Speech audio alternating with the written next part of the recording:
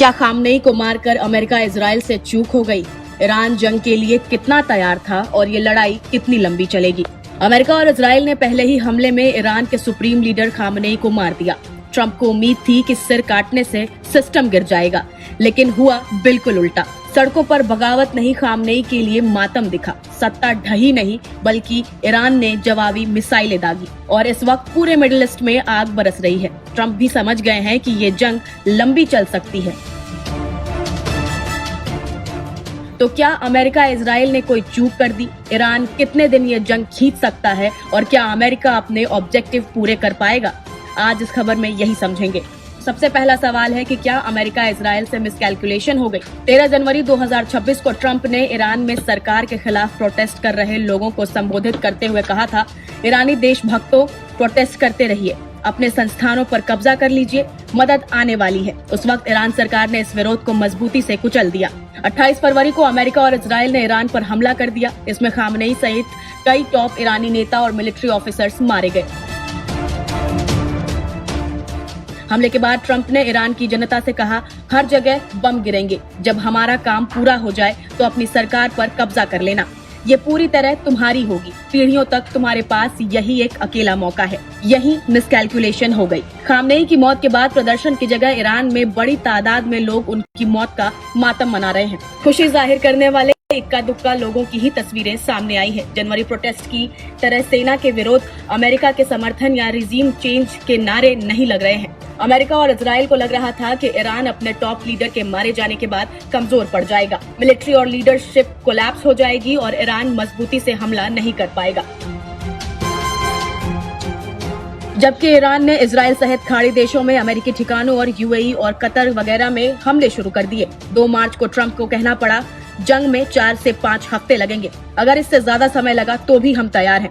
Foundation for the defence of democracies के researcher और America और इजराइल में युद्ध की योजना बनाने वाले लोग ईरानी शासन की मजबूती और उसकी नुकसान पहुंचाने की क्षमता को कम आंक रहे हैं। अब दूसरा सवाल है कि क्या ईरान इस सिचुएशन के लिए पहले से पूरी तरह तैयार था? हमले से पहले ईरान ने कहा था कि वो पहले हमला नहीं करेगा, लेकिन अगर अमेरिका ने हमला किया तो वो पूरी तरह तैयारी और मजबूती से जवाब देगा। 22 फरवरी को छपी न्यूयॉर्क टाइम्स की एक रिपोर्ट के मुताबिक खामनेई ने अपने टॉप सिक्योरिटी ऑफिसर्स और लीडरशिप को निर्देश दिए थे कि नेताओं की हत्या की कोशिश हो सकती है, इसके लिए तैयार रहें। उन्होंने हर लीडरशिप को अपने नीचे 4 लेयर्स तक उत्तराधिकारियों को नॉमिनेट करने के लिए कहा था। एशिया टाइम्स की रिपोर्ट के अनुसार खामनेई को पहले से ही स्थितियों का एहसास था। उन्होंने शहीद होने की स्थिति में अपने अलावा सीनियर मिलिट्री ऑफिसर और लीडर्स के लिए उत्तराधिकारी की व्यवस्था कर ली थी। हमलों के बाद ईरान ने तुरंत एक अंतरिम काउंसिल गठित की। खामनेई की मौत के बाद शीर्ष मौलाना अली रेजा अराफी को लीडरशिप काउंसिल का ज्यूरिस्ट मेंबर बनाया गया। उन्हें अंतरिम सुप्रीम लीडर बनाया गया। इससे ईरानी शासन में वैक्यूम नहीं आया और ईरानी सेना यानी IRGC ने तेजी से कमांड संभाल ली। ईरानी नेवी ने 16 से 18 फरवरी के बीच होर्मुज स्ट्रेट के पास एक्सरसाइज की थी। कई अटैकिंग एयरक्राफ्ट, मिसाइलें और ड्रोन टेस्ट किए थे। Think tank middle east forum की रिपोर्ट के मुताबिक ईरान की जवाबी कार्रवाई की प्लेबुक कुछ ही घंटे में एक्टिवेट हो गई। ये दिखाता है कि उन्होंने पहले से तैयारी कर रखी थी। ईरान ने समय से कोऑर्डिनेट अटैक किए क्योंकि उन्होंने इसका प्लान पहले से बना रखा था। ईरान ने जवाबी हमले के टारगेट भी पहले से तय कर रखे थे।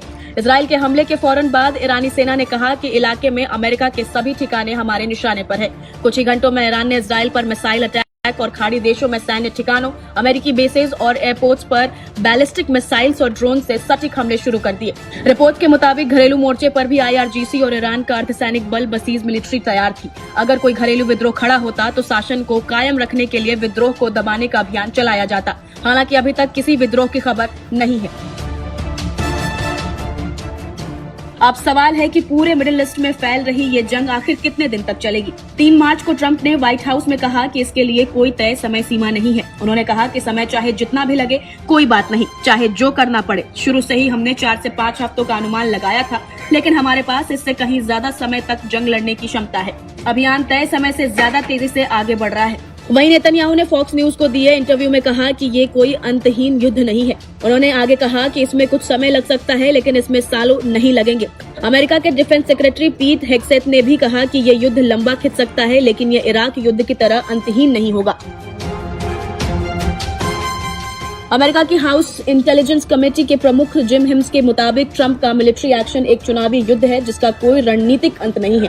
अब सवाल है कि ईरान के पास लड़ाई का कितना साजो सामान बचा है। 2022 में अमेरिकी सेंट्रल कमांड ने अनुमान लगाया था कि ईरान के पास 3000 बैलिस्टिक मिसाइलें हैं। जून 2025 में 12 दिन चले इजराइल ईरान संघर्ष के बाद इजराइल ने ईरान की 70% मिसाइलें तबाह होने का दावा किया था। वाशिंगटन स्थित think tank Jewish institute for national security के मुताबिक इस दौरान ईरान ने इजराइल पर 574 मिसाइलें दागी थी। हालांकि रिपोर्ट्स के मुताबिक इसके बाद ईरान ने तेजी से नए हथियार बनाने का काम जारी रखा था। तुर्की के सेंटर फॉर ईरानी स्टडीज यानी IRAM में रिसर्चर्स ओरल टोगा के मुताबिक जंग शुरू होने से पहले ईरान के पास करीब 2000 मिसाइलें थी। जंग शुरू होने के बाद ईरान के हथियार कम हो रहे हैं, लेकिन अभी ये खत्म होने से दूर है। वो आने वाले कुछ दिनों तक हमले जारी रख सकता है। अमेरिका इजराइल ने सोचा था कि नेतृत्व खत्म होते ही शासन गिर जाएगा, लेकिन ईरान ने संगठित तरीके से सत्ता संभाली और तेज जवाब दिया। अब लड़ाई सीमित समय में खत्म होगी या लंबी खिंचेगी, ये इस बात पर निर्भर करेगा कि क्या ये सिर्फ हवाई हमलों तक सीमित रहती है या जमीनी युद्ध